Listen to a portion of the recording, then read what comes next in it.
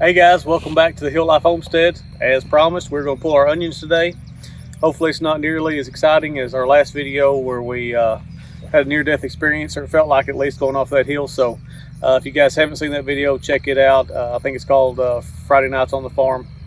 But we're going to pull these onions. As you can see, they're dying off at the top, and what I call the necks on them are folding over. I don't have very many. You have to overlook the hideous grass in the garden, but it's been raining a lot, so I'm gonna pull these things. Won't be a lot to it, and I'll probably go ahead and give you guys an update on the tomatoes and kind of what we got looking down the pipe here coming. So let's pull these and then we'll go over that. I don't have big giant man hands, but these things are about the size of a baseball. I've only got 25 or 30 or so. I was really just planting them as a test. I'll probably save some of these greens, but not all of them. So first thing I'm gonna do is just pull them and then bring them over here, and we'll cut all the tops off and then go from there.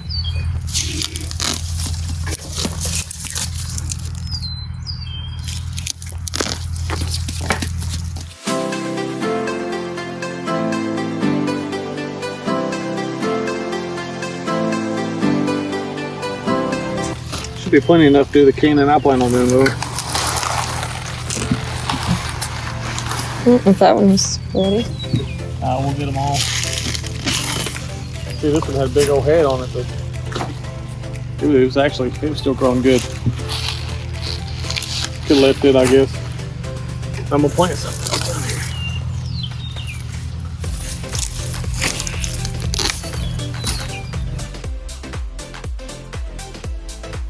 here. All these layers in these onions, they're all up here in this neck. I don't know if you can see that or not, but it's crying too much now, but this whole bunch of little layers in there, and that's all the layers in that onion.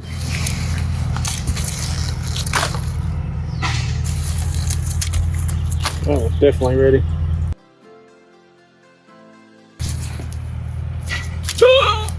I'm kidding.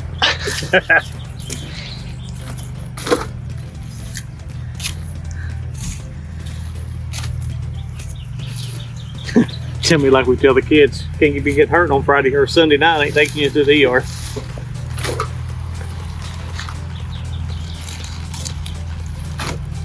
That one had a bunch of greens for no bigger than the onion was.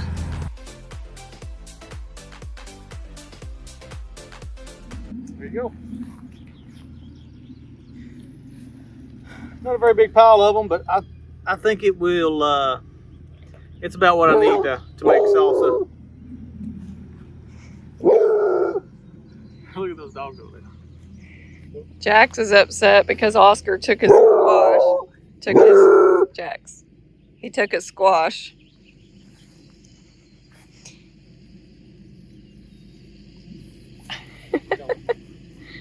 The sun is extremely bright. It has decided to rear its ugly head. But this is our okra. This is clips and spineless. Probably should have thinned it a little more than I did. But you guys that garden, I have a problem pulling my plants. I can't help myself. You put so much time and effort into trying to grow them and protect the little things. It almost seems counterproductive to pull them, but it makes sense in the long run, but I still struggle with it. But, oh, I see some down in there. Yeah. Right there. Yeah, those things grow fast. That thing will be ready in a couple days. You can see where I already cut some of them off. Yeah, it's growing good. Beautiful flowers, these okra flowers. I think they're the prettiest one in the garden.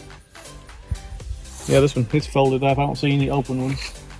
No, but I have a picture that I can. Yeah. Yeah, we'll put a picture in there. They're beautiful flowers, beautiful. You get these that are folded up like this. That's from these little flies that put their little eggs on the bottom. And then they just they hatch and they suck the nutrients out of there, but I don't see them on there right now. But these things are gonna really take off. It's really starting to get hot and dry. And okra, it loves heat, loves dry. Complete opposite of me. Hate the heat, okay with the dry, but don't like it hot. The last little bed we got is our pepper bed. And as you guys seen in one of our previous videos, the hornworms were in here. I actually haven't seen any on the tomatoes. I could probably make enough money to never work again if I could figure out why they hit these peppers and didn't hit the tomatoes this year, but I don't know. I don't know if it's luck of the draw or what, but this here is a banana pepper. It's really doing good. I got another banana pepper here, and this one here is the one that got hit by the hornworm, so it's kind of lagging behind. These in the middle are the jalapenos. This one here is a mammoth jalapeno. This one's just a regular jalapeno. And then this one right here is another mammoth jalapeno. And these peppers are spicy. Like, I like spicy food, but we made some jalapeno poppers the other night and I could barely eat them. The ones you guys are looking at now are the little lunchbox orange crunchers. I've got the little tag here for these. Just a little fresh bites orange peppers, what they call them.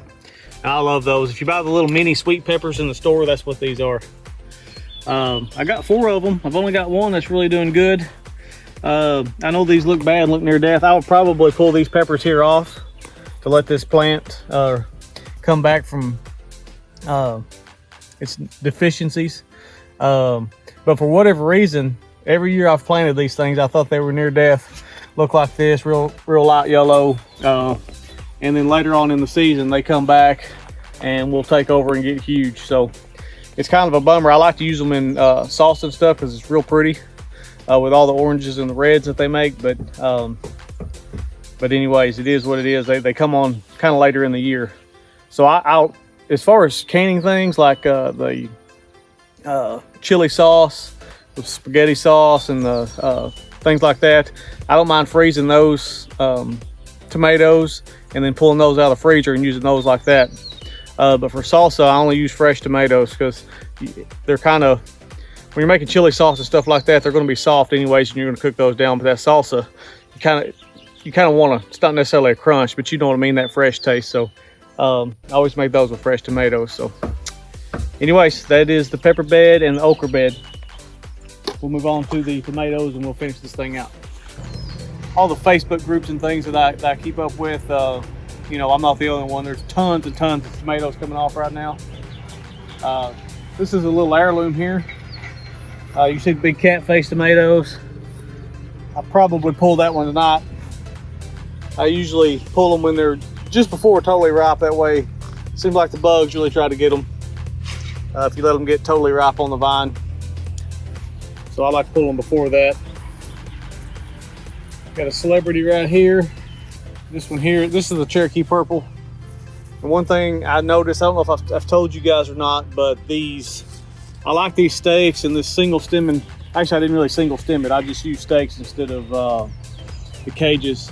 I like them. I like the looks of them better. It's easier to get the tomatoes, easier to weed than the old standard cages. But over time, these little straps I'm using, they weaken up. And then kind especially of stretch out. Yeah, they stretch out and lose their elastic, and they lose that elasticity. It's hard for me to say because I'm a hillbilly, but they lose their elasticity, and especially when you get a bunch of heavy tomatoes down here. I restrapped these a couple times because it was really bowing out and I didn't want it to break. And that's what got my Cherokee Purple, was just the weight of the tomatoes. I can't remember what this one is. Yeah, this is Parker's Whopper. I got 2 of those.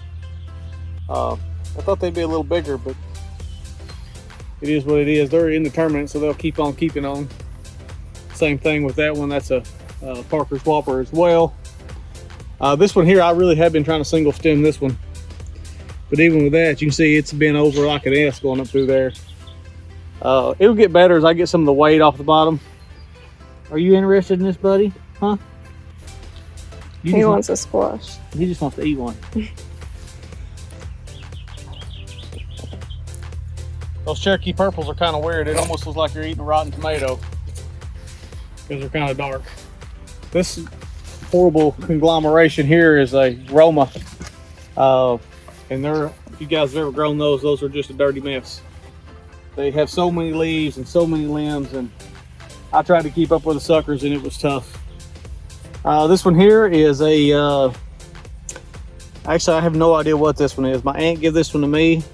I think it may be, she called it an orange tomato. And so this one here, maybe it may be ripe. I don't know. It's huge, just about the size of a softball. So I'm thinking about picking it. So, and I'll take it in the house. If we don't get any brighter red than that, we'll pull it. So big old tomatoes, huge. I like the orange tomatoes, and the yellow ones like the lemon boys. You can't really see much here. This is the Romas. I picked these yesterday and there was about 20 red, and it looks like there's probably another 20 today. So we'll be canning some salsa real soon. Probably salsa and chili.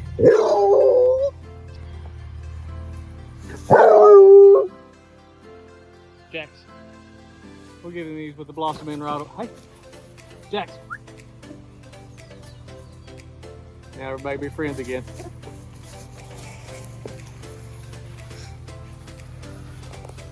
All right, guys. Well, like I said, what you gotta watch out for, if you see these up here in the mix that start turning colors before they're ready, and you know they're ready, you've got blossom end rot, and you might as well pull these off.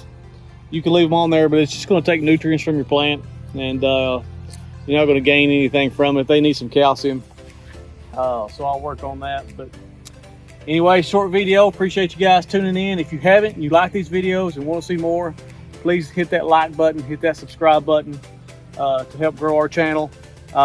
If you don't like what you're seeing, let us know that too, and we can we're going to keep on doing what we're doing, but we may try to do it a little different. So appreciate you guys watching. God bless you, and we'll see you next time.